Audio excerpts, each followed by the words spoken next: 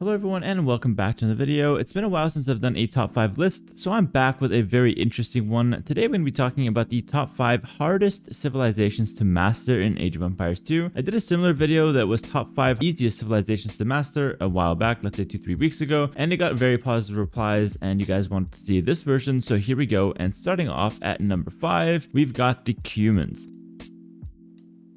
Now remember, when I talk about civilizations to master, I'm talking about not just playing it for once or twice, I'm talking about really understanding the civilization completely through and through, and I think the Cumans are one of those civilizations that are incredibly hard to master. At the surface level, Cumans are pretty simple. You can either go for a 2TC boom or you can play a more standard approach. The thing is, the 2TC boom has so many variants and it requires so much knowledge on how to pull it off consistently that I think that just immediately makes Cumans a hard civ to play and a hard civ to master. Think of it this way, you can go for a 2TC boom, but then if you get tower rushed, you have to respond properly in a very awkward and hard to play scenario. If you get FC and pushed from monks and siege or castle drop, you have to know how to reply. Sometimes you want to mix in scouts or archers with your 2TC boom on an open map to try to protect yourself a little bit and not let your opponent get the forward castle, for example. There are so many variants and so many decisions you can make while 2TC booming that makes a civilization incredibly difficult to get right every single time. There's also the very famous tower rush plus 2TC at the same time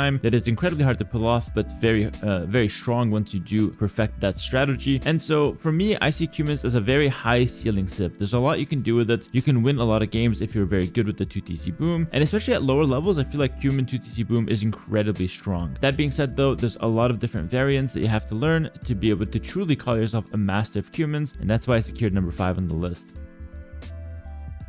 Moving on to number 4, we've got a civilization that is quite similar in the sense that it looks like it's a simple concept on the outside, but as you dive deep into the civilization, it becomes a lot harder to play, and that is the Spanish. Now, from the outside looking in, the Spanish is a very one-dimensional civilization. You get to conquistadors, their best unit, and you get to easily win games from there. You have a pretty good late game with a lot of flexible options, and while those things are pretty true, I think getting to conquistadors is the hard part with Spanish. Also, you have to recognize when you can go for conquistadors and when you should just not go for it, but you can use the threat of the conquistador to pull ahead in economy, for example. This is a really interesting concept because when it comes to the Spanish, you're playing a very predictable civ, but you can use how predictable it is to mind game your opponent and then surprise them with something different. A classic example is going scouts versus scouts, Spanish versus Franks. The Frank player will expect you to go conquistador and potentially prepare a range if you're going to play fully walled so you can't see if you're taking stone or not, and then instead of going conks, you just go knights and monks and you develop your economy. That way your Frank opponent is on skirmisher or let's say crossbow, which is a very mediocre Frank unit, and he went into it simply to counter the threat of conks. In this case, you've completely surprised them, forced them to play a mediocre unit, and you just turboed your economy and got to your very flexible Spanish late game. Another thing about the Spanish I think makes them really hard to master is knowing how to use the supremacy villagers. I've seen time and time again, even in tournaments, pro players are just not using supremacy villagers to their fullest potential. Even pro players are missing the upgrade or skipping it till later. It is such a crucial upgrade, and knowing how to use supremacy vills, even to take down castles, to rush down trebs, to push with siege ram, to sneak a building on the side like bomber towers and be able to fight and defend those bomber towers. You have so many options with supremacy villagers, and I think that alone makes the Spanish late game incredibly complicated. I really like the Spanish overall. I think there's a lot of cool things you can do, especially with the 20 gold free per tech early game that lets you get some really sharp builds in. Very unique style of early game gameplay with the Spanish compared to other civs, and I think that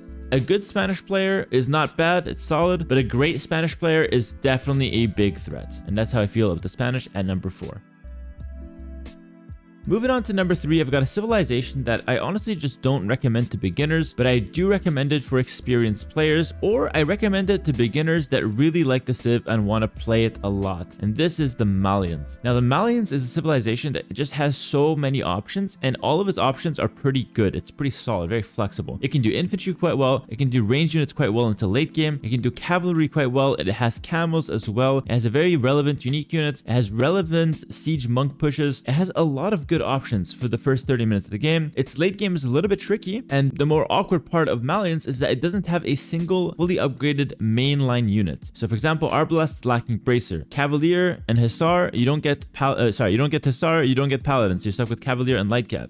You get Heavy Camel as fully upgraded, it's the only exception, but even then you're missing Blast Furnace and you have to get the Farimba tech. So things are just weird. Things are not positioned easily. It can be really awkward to know where to go for your power. It can be really awkward to know how you want to like play the games out. You don't have Halberdier, you just have strong Pikeman with extra Pierce Armor. You have strong Champion with extra Pierce Armor, but you're lacking the last attack. So things are just very awkward and different with the Malians. It's really difficult to know what to prioritize, what compositions to go for, where the strength of the Civ lies. However, as you play it more, you start to realize how strong the civilization is at putting out a lot of early game options, a lot of early game army, but then also having a very smooth running economy behind it because of the wood bonuses. Also, the Malian late game is actually not bad at all. It's actually a very decent late game. It's just that it's a little bit more challenging, a little bit more unique than a lot of the other civs, and it's not really obvious how strong it is. But for example, Farimba Light Cav with Gebetto, Hand Cannoneer behind it, or even just like Bombard Cannon behind it, can be a very strong tool. Farimba Camel is some of the best camel in the game, for example. So it has a lot of really strong options to go for. It just takes a long time to master it and get to where you know exactly what option to go for at what time. Also, the Champ Scarls are really good, but they have inherent weaknesses. Like, they're not as good as the Husk Girls, so you have to know when to go for them and know when it's just not going to be enough. Yeah, the Malians are definitely one of those civilizations that is great in the hands of a pro and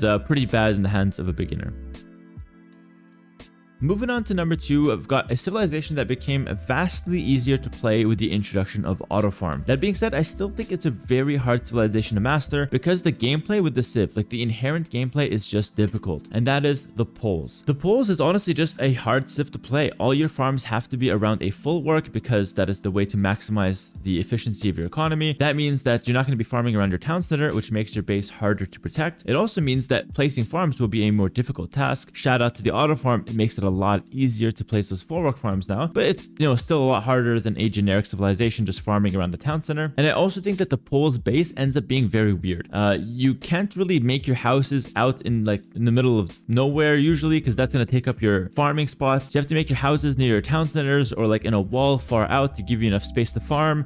Just the generic gameplay, like the general gameplay with poles is extremely difficult. It's really hard to just develop naturally with the poles compared to any other civilization, and that is why I think it's just a very hard civ to master. Once you do master it though, the farming economy is insane. Getting extra gold while taking stone is a very nice bonus. It lets you do some crazy tower rush into fast castle options. It lets you develop much more quickly throughout the ages going into the mid-late game, and their late game is probably the best in the game. Winged Hussar with poles is ridiculously good. The cheap Cavalier is ridiculously good. Cheap Knights and Castle is ridiculously good. Obuch is also incredibly solid as a unique unit for infantry. It has Arbalest with decent upgrades as well, so you just have a ton of options that you get rewarded if you play the civ correctly. However, if you fumble the civ, if you're not a good poles player, it's going to feel absolutely impossible to set up your base properly, and you're almost bound to get punished with the civ. It has one of the lowest win rates currently, and I'm not surprised because it's so hard to play correctly.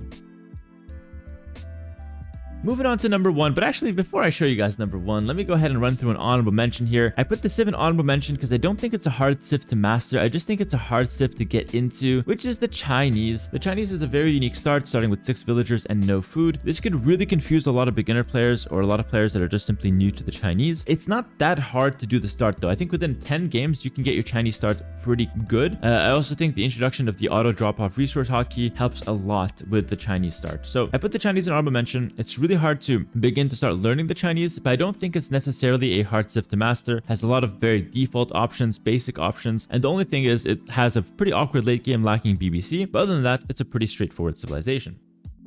Alright, moving on to the number 1 civ, in my opinion, the hardest civilization to master in Age of Empires 2, and that is the Gurjaras. This might seem a bit weird to you guys, but I just think the Gurjaras have such a high ceiling. First of all, they're a very unique civilization. They play out completely different than any other civilization. You have to make a mill first to maximize the bonus of putting the sheep into the mill to generate a passive food income, and that means that you're not going to have any sheep to harvest with your natural villagers. You get the 2 berry bushes under your TC, and that's pretty much it, which makes the start right off the bat pretty awkward. Not just that though, I feel like the Gurjaras have a lot more awkward moments, like for example going to the castle age, you don't actually have knights, instead you have the Shiramsha rider, which is not bad, but it doesn't really fill the role of the knight. So you could be a little bit confused as to like how to play the castle age when you want something like a knight. You just don't really have those options. Instead, you have strong camos, the Sharamsha rider, and then you can look to, other areas like, for example, the unique unit or maybe just some monks to kind of defend yourself in castle age. You're not going to get much from your stable if what you're looking for is a strong fighter that is generically good versus everything. And I think that's where the Gujaras really get awkward. The castle age, the early game, then the castle age, they're just lacking so many options. Going into the late game, I think the Gujaras get a little bit easier, but then again, they are still a little bit tricky because the options you have available are still quite limited. For example, you don't have pikemen even. No halb, no pikemen. And so against cavalry, you have to play camels, but sometimes that can be very restrictive, especially if gold is limited. And so I just feel like start to finish, the Gujaras are really good, but they're definitely extremely awkward to play and very different from any other civilization in the game. Even just starting with a camel scout instead of a regular scout, it just changes how the early game plays out and how the early game feudal fights will take place. Overall, I don't think the civilization is that hard to grasp as,